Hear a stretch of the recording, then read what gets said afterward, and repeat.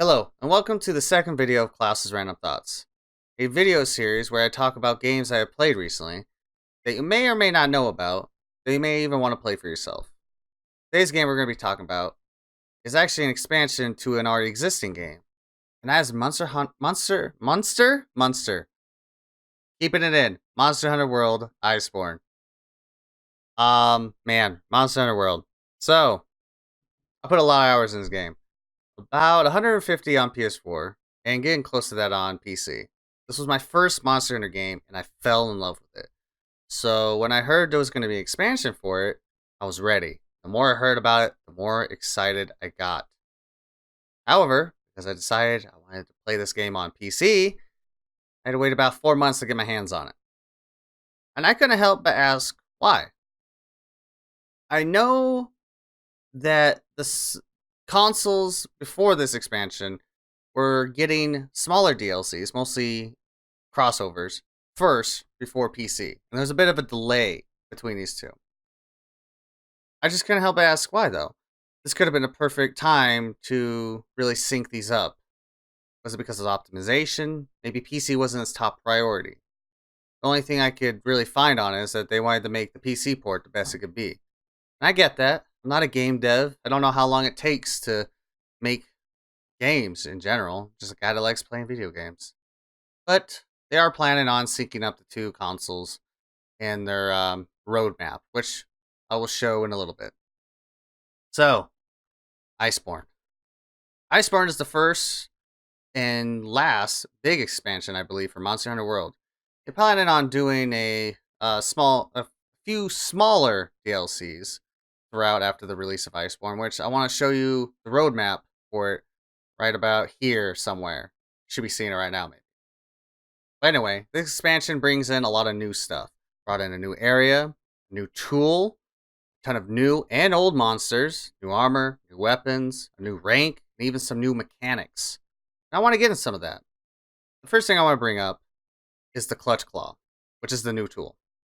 The Clutch Claw is actually an extension to your already slinger that you have, where you can grapple monsters and do three things. You can push a monster off the path, directing them wherever you want them to be. You can create a crit spot on a monster by softening its hide, quote unquote. And if you have your slinger loaded and the monster is an aggro, you can actually throw the monster against the wall to stagger it and deal massive damage. I think this tool changes the way this game plays tremendously.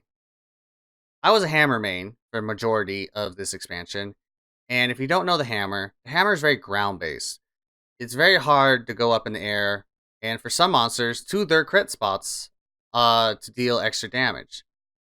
Like, I have to either slide down a slope or jump off a ledge in order to get to some of these weak points, as they call them. So, with the Clutch Claw, I would grapple the monsters, specifically on their legs if I can. You can also move around on it, so if I didn't get to the right spot, I try to get to the legs as soon as possible, and soften its hide, creating it a crit spot. In some instances, I was doing enough damage that I actually could stagger them, causing them to fall to their side and deal even more damage. It was very helpful, and I think it changes the way soloing Monster Hunter tremendously. I think it changes it tremendously. And it makes it even more fun when playing with groups of people. It's a very useful tool. Another big change I want to talk about is weapon changes. I'm only going to give a couple examples because every weapon got a bit of a change. One, the glaive. You're able to get two different buffs with the King 6, I believe that is what it's called, along with some new jumping attacks.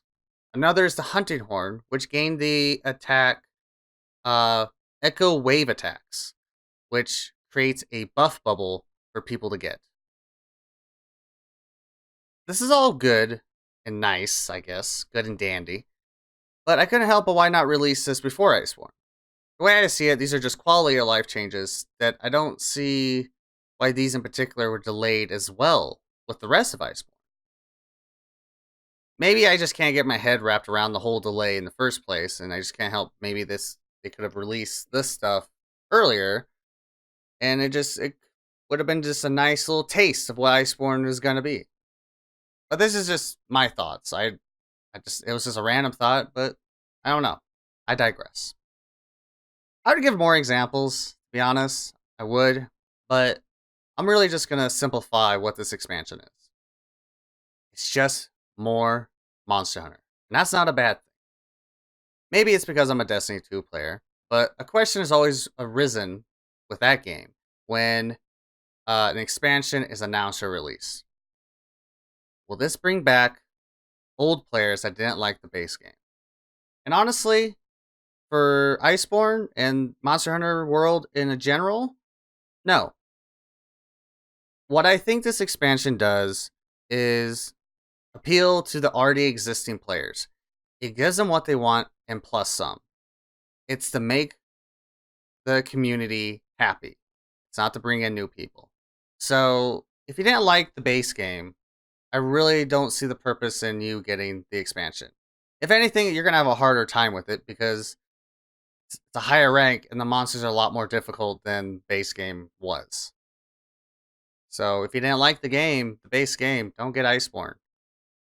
It really isn't to bring in new people. Yeah, I mean, I think that's the synopsis for this video. Monster Hunter World Iceborne. It's just Monster Hunter, more Monster Hunter, and that's not a bad thing. Yeah, I think that's it. Yeah. Okay. I guess I'll do an outro now. If you like this video, don't forget the like button. And if you want to see more of these videos, which I'll be making, don't forget to hit the subscribe button. If you want to see the previous episode, which I did Disco Elysium, my first thoughts video was about Disco Elysium and about why I really didn't like it, and just a little bit about the game in general. There should be a link on the screen somewhere, along with where you can subscribe. If you have any feedback for me, leave a comment down below. I want to try to keep these a bit more regular, by the way, but it also depends on how many games I get through on Twitch, because that's the only way I play games on Twitch, twitch.tv Klaus McHamster.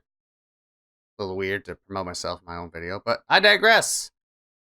Thanks for watching the video, guys. Hope you enjoyed it, and I will see you next time.